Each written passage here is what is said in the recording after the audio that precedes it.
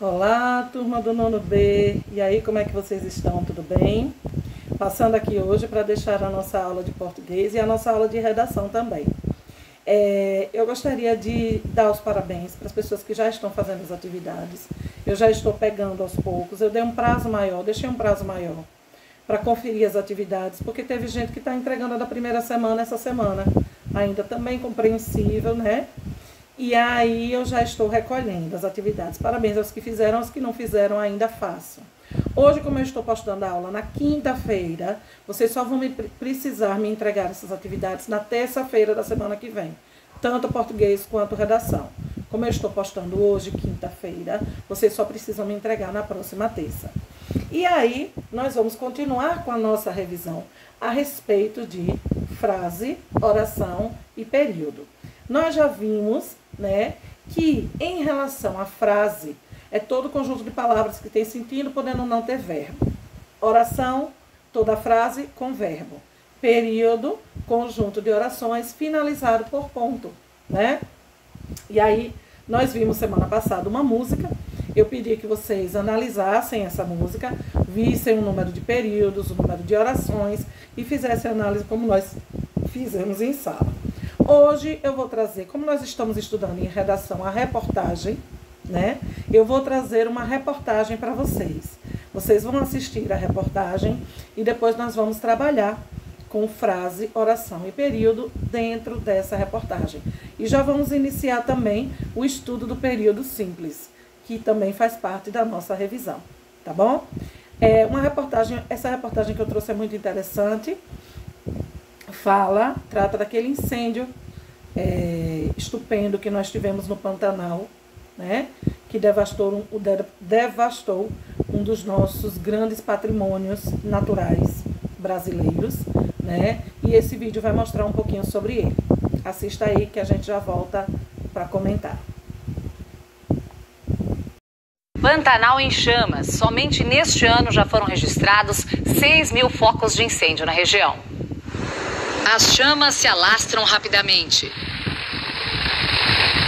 O vento forte espalha o fogo pela vegetação seca e dificulta o combate terrestre. Aviões ajudam na ação.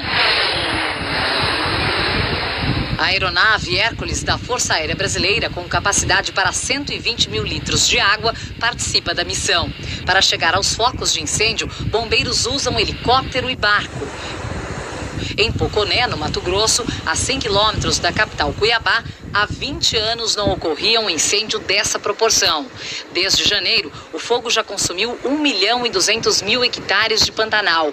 A área é 8 vezes maior do que a cidade de São Paulo. E há exatamente um ano, ocorreu uma ação conjunta e premeditada para incendiar áreas da floresta amazônica, conhecida como o Dia do Fogo. A suspeita é de que empresários e fazendeiros teriam combinado de incendiar a mata para formar áreas de pastagens. Segundo o Instituto Nacional de Pesquisas Espaciais, o INPE, o ataque ambiental resultou em quase 1.500 focos de incêndio de um dia para o outro. A Polícia Federal realizou investigações. O inquérito segue em sigilo, mas até agora ninguém foi preso ou indiciado. Hoje, o ministro Edson Fachin, do STF, disse que leis ambientais deixam a desejar. Segundo ele, não é possível admitir a dizimação de florestas, de povos nativos, de etnias que precisam deste bioma, que é um bem material da humanidade. Bem, então vocês viram aí a matéria a respeito dos incêndios no Pantanal. Uma coisa realmente triste e pior ainda, porque existe uma suspeita de que foram atos criminosos, né? Porque é praticamente impossível tantos focos de incêndio ao mesmo tempo acontecerem em lugares diferentes, né? Então, infelizmente, a ação humana, né, acabou sendo criminosa. Há suspeitas, porém, essas suspeitas até hoje não foram provadas, né? E, além disso, não foram e parece que, às vezes, né, há uma certa morosidade para tentar se resolver alguns casos. Vamos torcer que, mais uma vez, não aconteça impunidade nesse caso, né? Que demore, mas que a justiça seja feita, porque realmente foi um prejuízo imenso. Animais morreram carbonizados, né? Outros que sobreviveram tiveram ferimentos graves em patas, em partes do corpo, foram mutilados, então realmente precisa de uma ação. Então hoje nós vamos pegar essa reportagem, vocês observaram, falamos na aula de redação, nós falamos que a reportagem poderia ser tanto através dos telejornais, quanto dos jornais escritos, quanto encontramos em livros, revistas, né? Existem vários meios de encontrarmos reportagem. Então eu coloquei essa reportagem aí, que se eu não me engano, é da Band, é isso mesmo? Deixa eu ver aqui, tem aqui o... Nossa, apaguei. Espera aí que tem aqui o sinal. Eu creio que seja da Band, né, da Bandeirantes, nessa reportagem. Muito interessante, muito importante para nós, né, conhecermos. Deixa eu ver aqui a origem dela. Espera aí. Não me enganei, gente. É o Jornal da Cultura, não é da Band. É da TV Cultura, esse jornal, né? Essa matéria foi apresentada há 7 meses atrás, né? E explica, assim, bastante da situação e mostra, né, assim, o incêndio, em que nível ele aconteceu. Enfim, na área de língua portuguesa, o que é que nós vamos trabalhar? Nós vamos observar alguns períodos que estavam no texto, para a gente poder fazer a divisão e classificação em simples, composto e ver o número de orações de cada um. No primeiro momento, a chama, assim, como é que eu separo os períodos? Eu vejo se tem ponto nos textos, tá? Toda vez que eu tiver ponto, ponto de exclamação, de interrogação, ponto final, ali eu tenho um período. Então, as chamas se alastraram rapidamente, ponto. Eu tenho um período aqui. Somente neste ano já foram registrados mais de 6.000 focos de incêndio na região. Ponto. Outro período. O vento forte espalha o fogo e dificulta o combate. Ponto. Aviões ajudam a ação e derramam milhões de litros de água na região. Outro ponto. Então, quantos períodos eu vou ter aqui? 1, 2, 3, 4 períodos. Então, eu vou escrever aqui em cima, ó, 4 períodos. Agora vamos ver como são esses períodos, se são simples, composto, por quantas orações. O primeiro, lembrem que eu tenho que achar os verbos. Achando os verbos, eu acho a quantidade de orações de cada período. Então vamos lá. As chamas se alastraram rapidamente. Qual seria o verbo aí? Chama não seria verbo, porque é chama aí de labaredas, de incêndio, né, de fogo. Então seria alastrar. Então, até rapidamente, que é o final do período, eu só tenho um verbo. Então, aqui eu só tenho uma oração. Então, o primeiro período, eu vou colocar assim, é um período simples. Por quê? Porque só tem uma oração.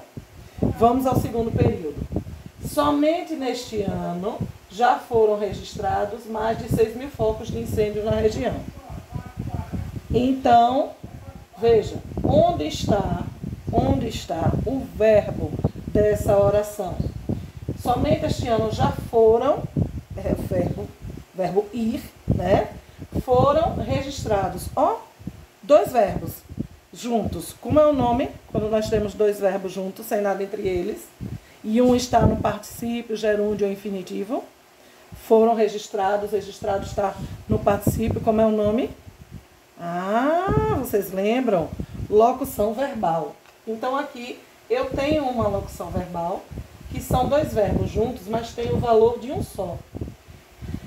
Vamos ver se tem mais algum verbo aqui. Somente neste ano já foram registrados mais de 6.000 focos de incêndio na região. Tem mais algum verbo aí? Não tem. Então, também, apesar de ser grande, é um período simples. O segundo período também é simples. Veja só.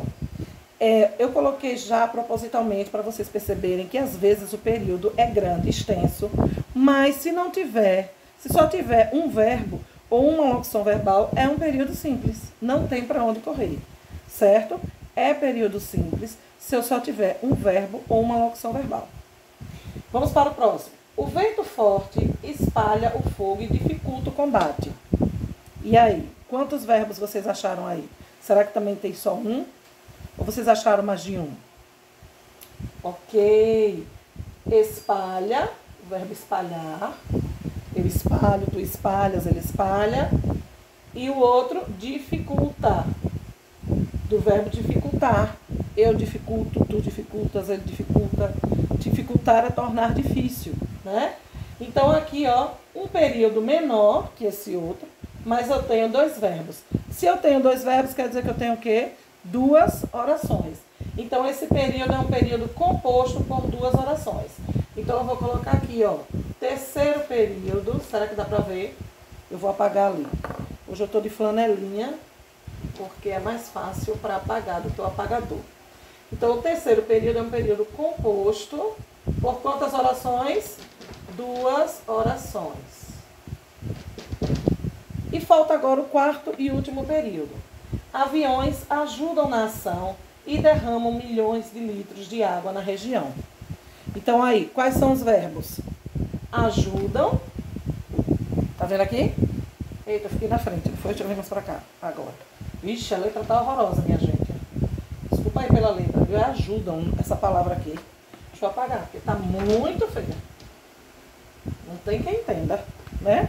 Vocês com certeza não colocaram como verbo, porque não dá pra entender. Ajudam.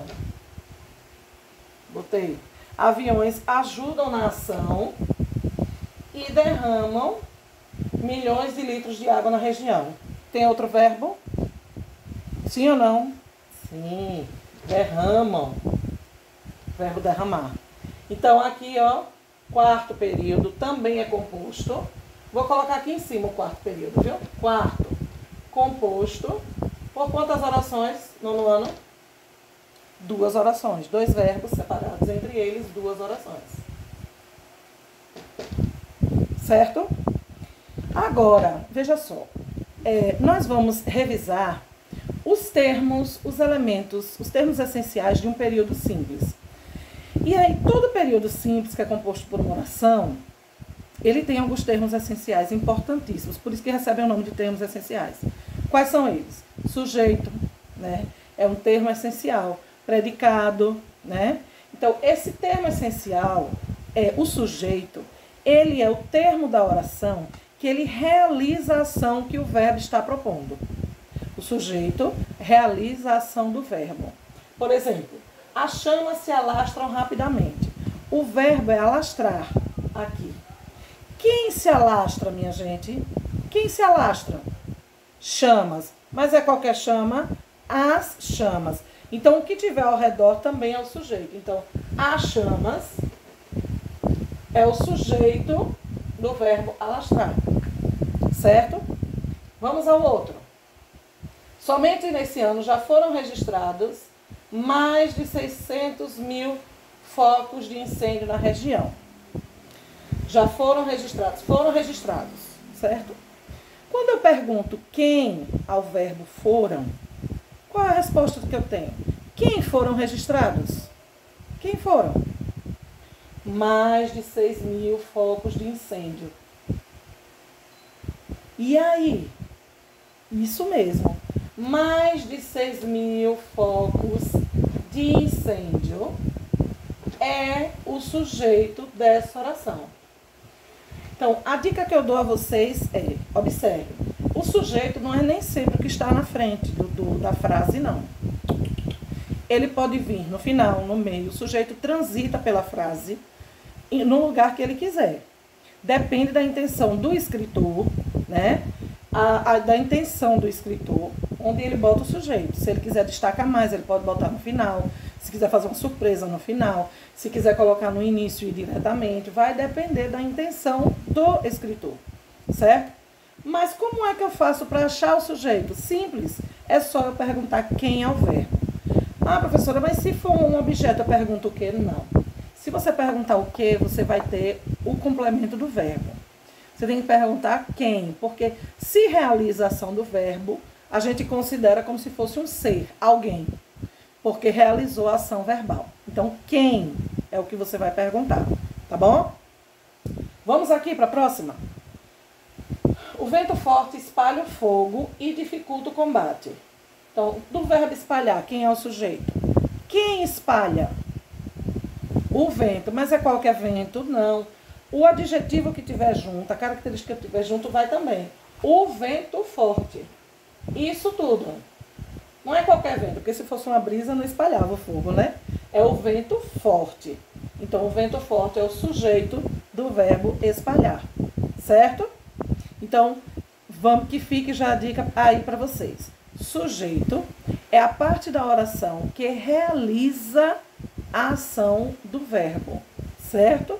Existem vários tipos de sujeito. E é aí que nós vamos revisar, tá bom? Ficou claro para vocês? Espero que sim. Atividade aí no final para vocês, tá bom? Até a próxima aula. Tchau, tchau.